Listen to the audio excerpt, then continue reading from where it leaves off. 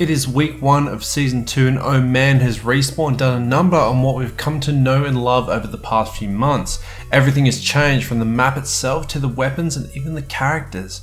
They've completely flipped the meta on its head for better or worse. Let's take a look at what's changed, what's good and what's bad so far in week 1 of season 2.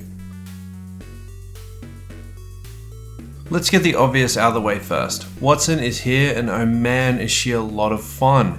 An aerial denier character at heart, her electric fences serve as an awesome deterrent to a team looking to push your position, and her ultimate. The Inception pylon is a nice big FU to grenades and certain ultimates while letting you regen little shields while near it, as well as fast charging your electric fence charges. It is way too early to tell how strong she will be in the meta that is shaping up as of this moment, but initial impressions for me personally are very positive. Our tanky fellas Gibraltar and Caustic have had another 5% damage reduction added to them, bringing it up to a total of 15%. Whilst an extra 5% doesn't seem all that significant when put into the context of what other characters received, you start to realise how much of a difference it makes. Your bread and butter aggressive characters of Lifeline, Wraith and Pathfinder have seen a slight increase to the damage they take.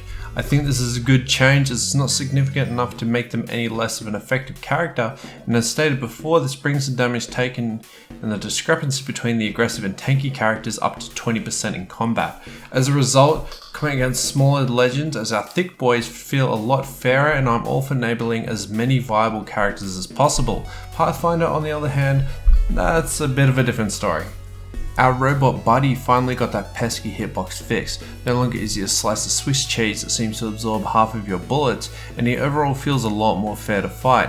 This hitbox, combined with the fact that he takes 5% more damage now, feels like a bit too much at this point. Like, this guy melts in seconds now.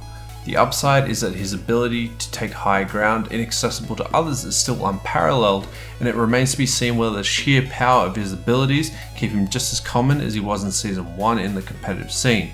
But Pathfinder players have to be very careful when they choose to play aggressive, as they are no longer pseudo-invincible. As a proud Pathfinder main, I completely agree with the change to his hitbox, as it wasn't much of a balance aspect, more that his hitbox was just completely unfair to play against, and overall just a really frustrating experience. I do think the 5% increase to damage along with Wraith and Lifeline affects him more, as he's just way too big now, but should that end up being the death knell for him, I have no doubt Respawn will quickly address it.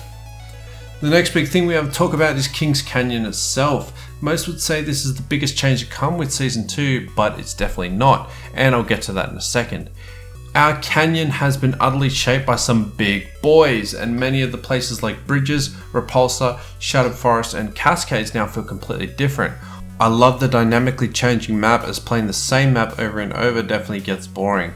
I love that we have to learn all the new loot spawns with the brand new buildings that have been built in the wake of their destruction. A major thing I've noticed through my near 12 hours of play on day 1 was that overall loot feels a little bit more scarce in certain areas. Places like Cascades, which was loot rich due to all the broken houses, now feel more barren, as the buildings that replace them don't seem to have nearly as much loot.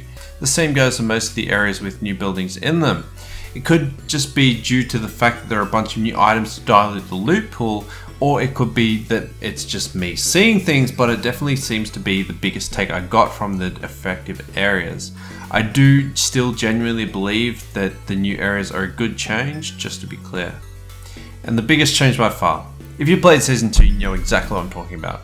If you told me a few days ago you said I've got an alternator and a Mozambique, I'm kitted out unironically, I'd call witchcraft and have you burned at the stake. Burn the witch! When Respawn stated that they wanted people to take P2020s, Mozambiques and the weak SMGs into late game, and we scoffed at them, we had no idea what was about to be unleashed on us. Yes, the previous 4 weakest guns in the game are now the strongest when they get their hop-ups, the SMGs in particular. Disruptor rounds are insanely powerful, and 3 shots at close range from the alternator or the RE45 remove someone's purple armor instantly. God damn. I never thought I'd ever say that. Add in a Mozambique switch after that armor is shredded, and one well placed shot where all 3 pellets combine to a total of 115 damage. One shot from the Mozambique. Oh my god. When I was initially predicting the weapon meta, I praised the classic longbow and R99 as they were receiving no changes, and said that unless the hop-ups for the weak weapons buff the damage to broken numbers, it'll be a joke of a change and not useful at all. Well, Respawn, you certainly showed me. Alternator is by far the best weapon in the game with its hop-up, and I don't think anything comes close at the moment. Whether they change the damage numbers remains to be seen, but for the moment we have a new king, and oh man, are we all screwed should we find ourselves on the other end of that weapon. I have complete confidence that the meta will continue to change as we see people properly experimenting with Wattson and all the new character balance changes that have flipped the meta on its head. Combat feels fresh with modified locations to fight other squads in, and I do think the weapon changes are headed in the right direction, if a little silly. The only constant I see from day one is assuming they aren't nerfed are the SMGs, because they are just that powerful. I hope you're all enjoying the new season. I'm going to come out with a brand new Wattson guide tomorrow, as she's all I've been playing and she's bae. Thanks for watching guys, and I'll see you in the kill feed.